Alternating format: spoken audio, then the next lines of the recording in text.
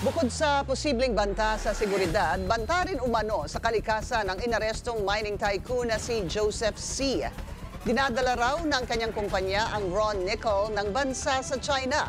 Ang detalye sa agenda report ni Hannah T. May banta sa ganda ng Palawan.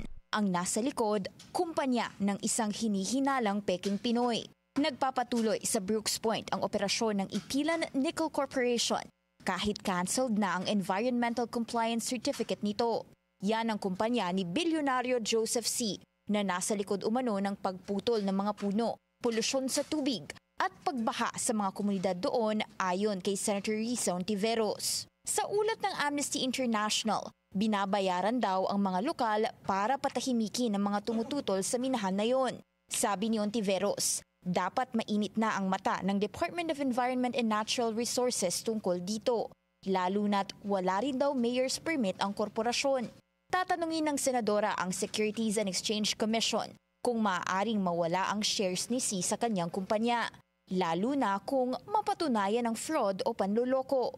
Maging sa Surigao del Norte, ang Platinum Group Metals Corporation ni C iniimbestigahan din dahil sa iniulat na pollution at delikadong pamamaraan ng pagmimina nito. Unsafe mining practices, yan ang lumalabas na tatak Joseph C. At habang nasasalanta ang local communities, direktang inaangkat ng mga kumpanya ni C ang raw nickel papuntang China para sa kanyang sariling smelting plant sa Guangdong. Truly, Mr. President, when an individual of questionable citizenship operates in this sector, we are effectively allowing foreign actors to strip our land of wealth. Malaalis Guo 2.0 ang turing kay C ngayon na nahuli sa NAIA Terminal 3 nitong August 21 dahil sa alleged falsification of Filipino citizenship.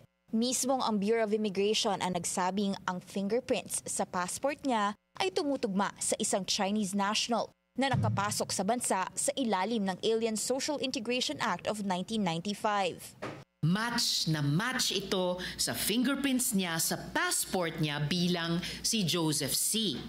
Kumpirmado yan, hindi haka-haka, hindi madadaya ng AI. Katunayan, honorary chairman siya ng Philippine Silk Road International Chamber of Commerce, isang grupong may malalim na kaugnayan sa Communist Party of China at One Belt, One Road Initiative ng Beijing. Tukoy pa ng ilang reports ng Chinese media ang pinanggalingan ni C sa Fujian Province, kung saan may milyones na charitable foundation doon ang businessman.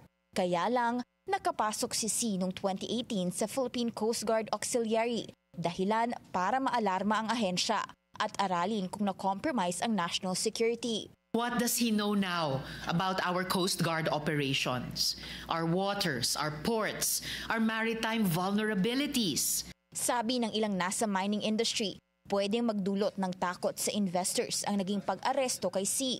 Pero para kay Ontiveros, hindi pwedeng talunin ng batas. Nasa custody ngayon ng Bureau of Immigration ang negosyante habang tumatakbo ang kanyang deportation case. Kung may local case laban kay C, kailangan niya munang harapin ito bago ang deportation. Para kay Ontiveros, maganda rin kung haharap siya sa isang investigasyon dito sa Senado. Para sa agenda, Hannah T. Bilyonaryo News Channel.